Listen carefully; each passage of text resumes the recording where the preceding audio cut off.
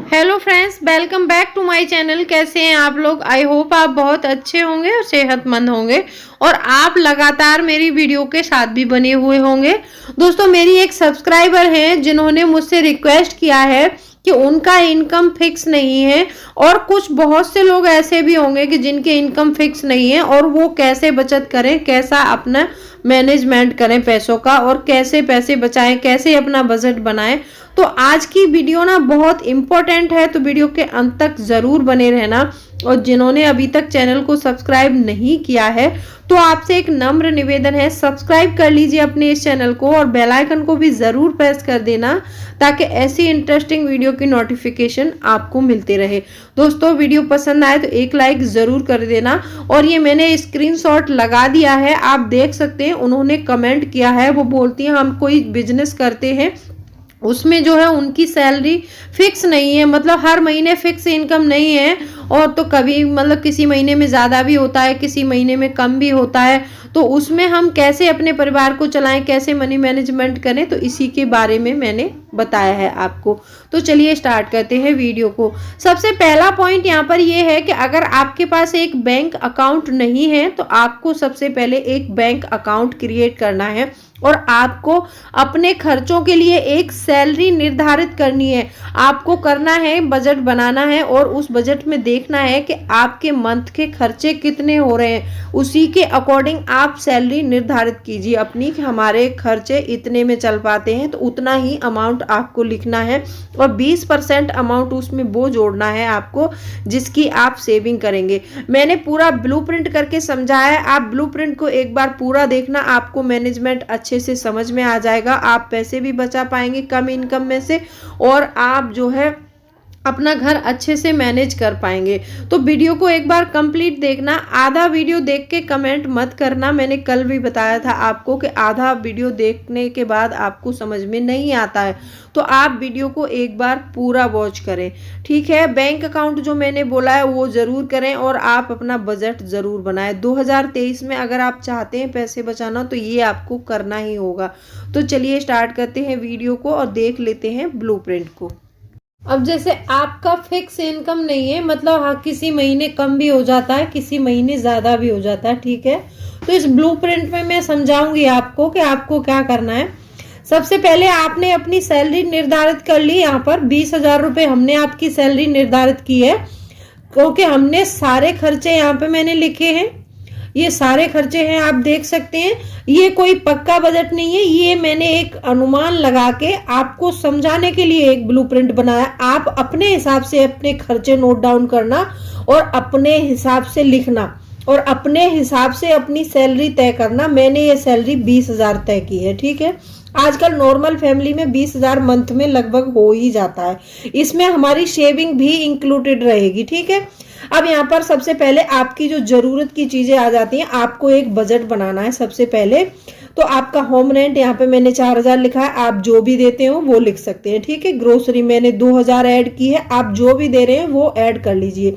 Electricity bill, gas, milk, vegetable, fruit, बच्चों की fees, cable bill, mobile recharge, petrol, medical, इसके अलावा और तो कोई ज्यादा खर्चा होता नहीं होगा। हाँ, क्लॉथ्स का खर्चा होता है कभी कभी। तो यहाँ पर ये सारा अमाउंट 15,300 रुपये बन रहा है। और यहाँ पर जैसे मैंने आपको बताया कि 20,000 सैलरी हमने यहाँ पर डिसाइड की है आपकी, तो 20,000 सैलरी में हमें 20% सेविंग भी करनी है। अब इस 20,000 को हमें दो पार्ट में डिवाइड करना है। अब 20,000 का यहाँ पे देखेंगे आप 80% होगा हमारा, जो है 80% हो जाएगा यहाँ पर 16,000 रुपये। अब ये 16,000 में आपको घर चलाना है और यहाँ पर आप 20% जो है शेविंग करेंगे, तो 20% हो रहा है हमारा 4,000 रुपये। तो हमें 4,000 रुपये की शेविंग करनी है, ठीक है। ये हमारी शेविंग हो गई, ये 4,000 रुपये शेविंग हो गई। अब ये हमें घर में यूज करना है पैसा, इतने रुपए में हमें घर चलाना है। हमें सेविंग क्यों ज़रूरी है? क्योंकि अगर हमारी फिक्स इनकम नहीं है तो हमें सेविंग करना बहुत ज़रूरी हो जाता है यहाँ पर, क्योंकि आने वाले खर्चों को हमें मैनेज करना है। अब आप बोलोगे कि सैलरी मतलब 20,000 आपने डिसाइड कर ली, हमें मिल नहीं रही है। ये भी मैं बताऊंगी कि हम इसको कैसे इकट्ठा करेंगे। इसमें आपको लगभग 4 महीने का समय लगेगा इस मनी मैनेजमेंट में। आप ध्यान रखिएगा, आप अगर 4 महीने इसमें मैनेज कर लेंगे इसको, तो आपको आने वाले समय में कोई दिक्कत बिल्कुल नहीं होगी। हाँ, अब आते हैं इस पर। अब ये cable, mobile recharge, petrol, medical, ये सारा सब कुछ मैंने एक मतलब 20,000 सैलरी में मतलब ये डिसाइड करके लिख दिया है। आपके जो भी खर्चे हो, जितना भी लगता हो उतना आप लिख लीजिए यहाँ पर, ठीक है। उसके अकॉर्डिंग आपको मैनेज करना है। मैंने आपको सिर्फ एक बेस बना के बताया है। अब यहाँ पर हमारी टोटल जो हो रहा है पूरा खर्च हमारा 15,300 रुपये हो रहा है। ये एक मंथ का रहेगा हमारा। अब यहाँ पर क्योंकि हमें 16,000 80% सैलरी हमें इसमें यूज करनी है, तो 700 रुपये हमारा बचेगा।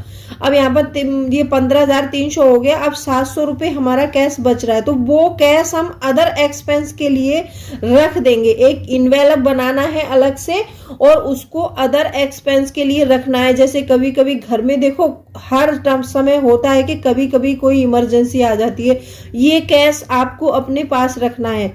और ये जो 4,000 रुपये रहेंगे ये आपको अपने अकाउंट में जमा करने हैं, ठीक है। सबसे पहले अगर आपके पास अकाउंट नहीं है तो आपको एक सेविंग अकाउंट खोलना है।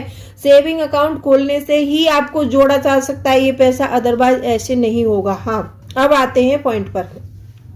जैसे हमने 20,000 सैलरी डिसाइड की, तो एक मंथ में कितने दिन होते हैं? 30 डेज होते हैं, ठीक है। 1 मंथ में 30 डेज होते हैं। हम 30 डेज का 1 मंथ लेके चले हैं, या 30 डेज हो गए। अब हमें 30 डेज के लिए 20,000 रुपए की जरूरत है। अब ये 30 डेज में हमें 20,000 रुपए की जरूरत है। अब 20,000 रुपए हम कैसे इकट्ठा करेंगे 30 डेज में? तो एक मंथ में 4 वीक होते हैं, ठीक है। 4 वीक होते हैं, तो हमें क्या करना है? एक वीक का पैसा बचाना है। जैसे 4 वीक हो गए, ये 30 डेज में हमने यहाँ पे ये किया, 4 वीक हो गए, ठीक है। एक वीक का पैसा हम इस महीने में बचाएंगे। 30 दिनों में हमें एक वीक का पैसा बचाना है। अब ये 20,000 डिवाइड बाई 4 करेंगे तो हमारा आंसर आएगा यहाँ पर, ये 20,000 डिवाइड बाई 4 करेंगे, क्योंकि 4 वीक होते हैं एक महीने में और हमें एक वीक की सेविंग एक महीने में करनी है इसमें। तो हम किसी भी खर्च को कम करेंगे और एक वीक की सेविंग हमें एक महीने में करनी है। 4 महीने तक हमें थोड़ी सी दिक्कत उठानी पड़ सकती है, उसके अलावा हमें कोई दिक्कत नहीं उठानी पड़ेगी आगे, ठीक है। तो हमें क्या करना है कि ये 4 वीक मतलब 4 डिवाइड बाई 4 करेंगे तो हमारा आंसर आ जाएगा यहाँ पर 5,000 रुपये, ठीक है।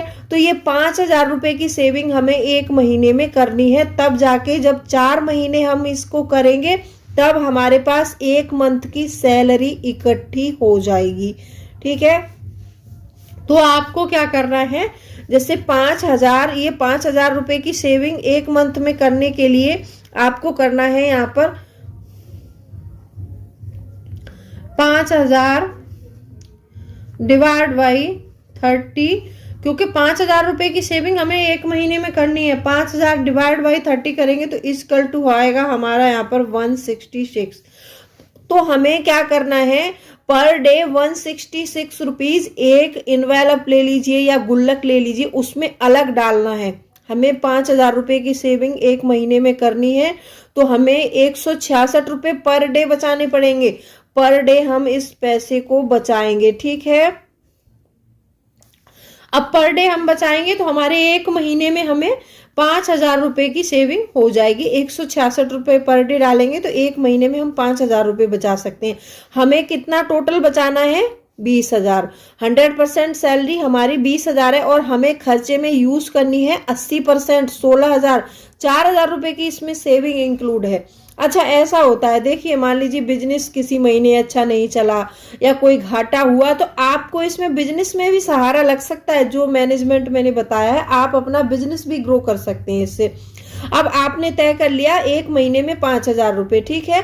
तो आपको ये 20,000 रुपये जोड़ने के लिए, जैसे मान लीजिए आपने जनवरी से स्टार्ट किया, तो जनवरी, फरवरी, मार्च, अप्रैल, अप्रैल मंथ आएगा तो आपके अकाउंट में जो है 20,000 रुपए जमा हो चुके होंगे। ठीक है, अप्रैल मंथ आएगा तो 5,000 जनवरी से स्टार्ट करेंगी आप, तो अप्रैल मंथ में आपके पास हो जाएंगे यहाँ पर ये 20,000 रुपए की सेविंग हो जाएगी। ठीक है, अब 20,000 रुपए की सेविंग हो गई आपकी, और आपने साथ साथ में खर्चों को लेकिन कम जरूर करना है। खर्चे बढ़ाने की तो देखो कोई लिमिट होती नहीं है, लेकिन खर्चों को आपको कम जरूर करना है, क्योंकि हमें 5,000 रुपए बचाने भी हैं साथ साथ में इस मंथ में। ठीक है, अब यहाँ पर हमारी अप्रैल में 4 मंथ के बाद 4 मंथ पर हमारी सैलरी 20,000 हमारे अकाउंट में इकट्ठा हो गया।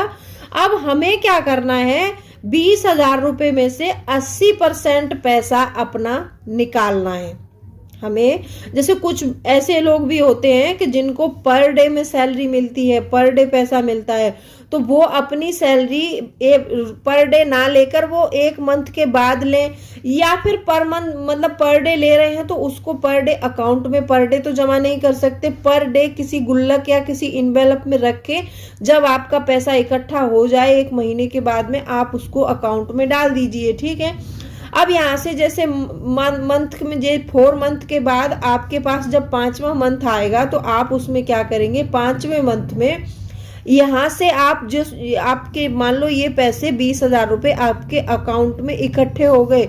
अब यहाँ से आपको 80% पैसा जो है निकालना है। कितना निकालना है, 80%। जब यहाँ से आप 16,000 रुपए निकाल लेंगे, अब ये 16,000 रुपए आपने निकाल लीजिए, और यहाँ पर कितना बचा हमारा 20% पैसा जो है अकाउंट में जमा रहेगा। यहाँ पर हमारा 4,000 रुपए जो है अकाउंट में जमा रहेगा। अब 5वें मंथ में आपने 16,000 निकाल लिए, और इसमें जो 20,000 रुपए फिर आप इसमें जमा करेंगे।